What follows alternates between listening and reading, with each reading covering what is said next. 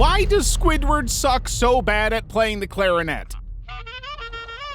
I love Squidward and his never-ending misery and unbearably handsome face, but the more I watch the show, the more I start to notice something that makes no sense. How does he play the clarinet this much and suck this bad? You might disagree with me, but it just doesn't make any sense to dedicate so much of your life to one thing and come out this badly, which just makes me wonder, is it possible that Squidward doesn't actually know how bad he is? And if that is the case, what exactly is it that is preventing him from knowing? From the very first season of the show, Squidward has always been a bad-tempered snob who loves the finer things in life and craves fame. His pursuit of clarinet stardom has been an extremely important part of his character from the beginning. Yet no matter how hard he tries, Squidward always manages to fall on his face long before he achieves the success he longs for. Now, some people online have speculated that there may actually be a reason that Squidward is so bad at the clarinet. The two most common theories are that Squidward is either tone deaf or that he has had the most unfortunate curse placed on him that prevents him from ever becoming successful. I personally think one is more likely than the other, but I'll come back to that later. Right now, let's dig into the context of both theories here. The show has always made a point to highlight just how much Squidward truly loves his clarinet. He loves the thing so much that he even gives it a human name, Clary, which is totally normal. He also sleeps with it at night and gives it a pillow of its own to rest on, which is not normal. But then every time he picks it up and starts to play it, he basically repels anybody who happens to be standing nearby. It's not the biggest confidence booster he could have. In the season 13 episode Mandatory Music, Squidward attempts to impress his fellow residents of Bikini Bottom with a free public concert performance.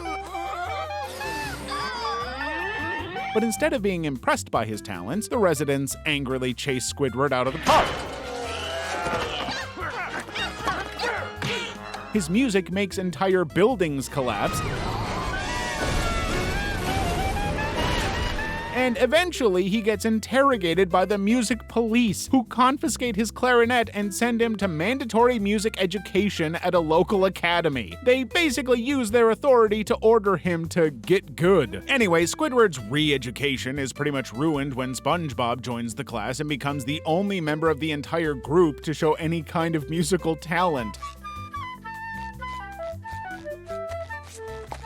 A major blow to Squidward. With his clarinet gone, Squidward is forced to try out a bunch of new instruments, but he just gets worse and worse with each one. When he eventually takes his clarinet back, Squidward creates a musical tornado, forcing the music police to try and stop him, but he refuses. So they send in a robot maestro who shoots a cork into Squidward's clarinet to stop him from destroying the world with his terrible music. Squidward is put under musical arrest and his clarinet gets shredded. But when SpongeBob comforts him, he hands Squidward a tissue that creates a trumpet-like noise when Squidward sneezes into it. That ends up making Squidward hugely popular among the musicians, and he's hailed as a musical genius. Honestly, this is not one of the greatest episodes of SpongeBob, but it's probably the closest example of Squidward being shown to be tone deaf. Throughout the episode, he seems to have absolutely no idea that his playing is as bad as it is, and even when he takes a turn on the other instruments, he causes even more chaos because he doesn't seem to understand how it all sounds. Yet, when SpongeBob gives him the tissue, Squidward unintentionally makes great music without even trying. This is not an uncommon thing for musical geniuses, as even Beethoven was completely deaf and still managed to create some of the most outstanding classical music pieces in history. Of course, deafness and tone deafness are two very different things. Tone deafness is defined as someone being unable to perceive the differences in musical pitch or notes. This is exactly what Squidward does in this episode. He has absolutely no idea whether what he's trying to do is right or wrong, good or bad. He just does it, and it largely sucks except for when he isn't trying. But I also have to bring up some points the show has raised about Squidward's playing. You see, the show has always made a point to highlight that Squidward does have some talent, but as I said a moment ago, it really only comes out when he's not trying. Unfortunately, Squidward is a narcissist, desperate for fame. He can't help but try. In the season 1 episode Bubble Stand, Squidward is practicing his clarinet when SpongeBob decides to build a bubble stand outside in the loudest possible way. When Patrick arrives at the stand, SpongeBob teaches him how to blow bubbles, creating a giant one that enters Squidward's house and pops. As always, Squidward is really irritated with this. As soon as Squidward gets the chance, he tries to blow a bubble of his own, but he just can't do it in the same way SpongeBob did. But as he loses his mind and screams at them, he unintentionally creates a giant bubble, once again highlighting how good Squidward is at stuff when he stops trying. However, the bubble later descends and wraps around Squidward's house, ripping it out of the earth and floating back up to the surface. SpongeBob and Patrick try to get his attention, but Squidward is playing his clarinet well.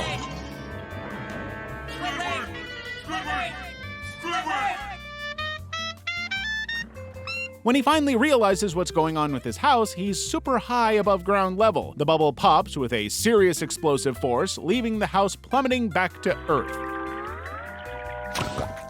When it does land, he lets out a few notes from his clarinet, and sure enough, it sounds really bad.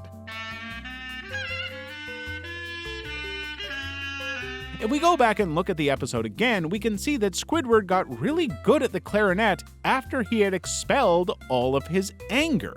It's as if all that repressed rage was holding him back from truly achieving greatness. When he stops trying to impress other people or be something he isn't, he can play like a real master. But then, of course, the bubble bursts, and he collapses back to the earth, and he's terrible once again. Now, I think we have to acknowledge that the force of the bubble exploding was really strong.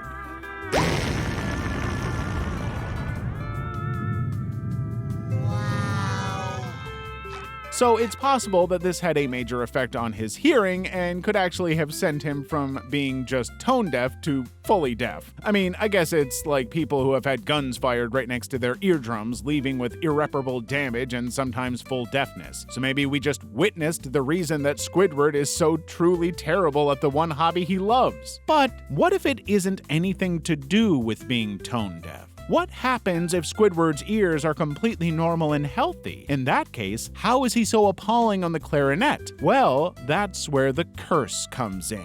Now, if you were to ask Squidward himself what the cause of his lack of success was, he would never claim to be tone deaf. He'd be quick to point the finger at the people around him, namely SpongeBob. And I think this is where the curse really comes in, because the guy just cannot catch a break. Not only is he neighbors with the most chaotic being in the entire ocean, but even when he is actually chasing his artistic ambitions, he just cannot seem to cross the finish line of victory. I mean, think about it. Pretty much every single disaster that Squidward has ever faced comes back to SpongeBob and or Patrick getting involved. If he succeeds, it's usually nothing to do with him at all. In the episode Band Geeks, Squidward encounters his old high school classmate and rival Squilliam Fancyson, who brags that he's leading a band playing the prestigious Bubble Bowl and making Squidward a half-hearted backhanded offer to take over. But Squidward says yes, not wanting to save face. Squidward hastily assembles a band from the residents of the town, including Patrick, but discovers that nobody can play any instruments whatsoever. The rehearsals are not any better, ultimately leading to a position where nobody in the band has made any notable progress whatsoever.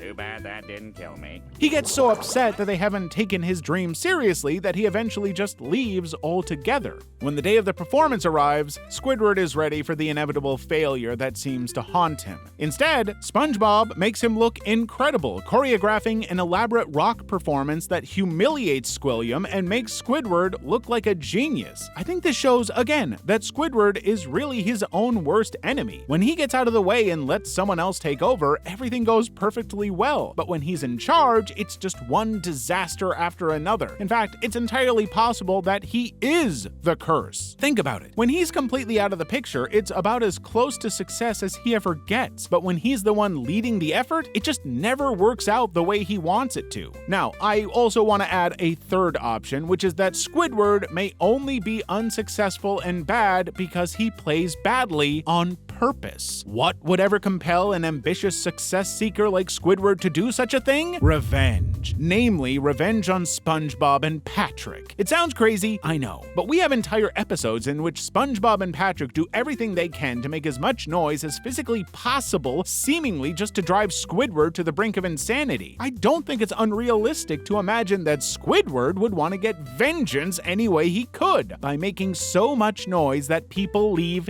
him alone. Now, of course, this vengeance ploy would end up backfiring on him. I mean, it's keeping him locked in obscurity and failure. But that's exactly the kind of thing that Squidward would never really think about. As I said from the beginning of the show, Squidward is his own worst enemy. He's so focused on trying to be famous and successful that he doesn't really think about anything beyond the immediate moment. That's why Squilliam is constantly outsmarting him and why Squidward always ends up losing. His strategies are always rooted in the short term. Now, the official explanation given by the show is that Squidward is only good at the clarinet when he's confident, in the zone, and not doing it just to chase fame. But let's be honest, even when he's far away from SpongeBob and practicing on his own, he still sucks. And if he doesn't have any confidence on his own, I'm not sure he would be confident in front of a crowd. But there's also one final point to make here. One key reason that may explain why he's so bad at playing a clarinet. A more practical reason. Squidward is literally an octopus trying to play a human instrument and one that requires finger dexterity. He, of course, does not have fingers. He has tentacles. It's not exactly the easiest thing in the world. Having watched hours of SpongeBob just for this video, I can confidently say that I don't think Squidward is tone deaf.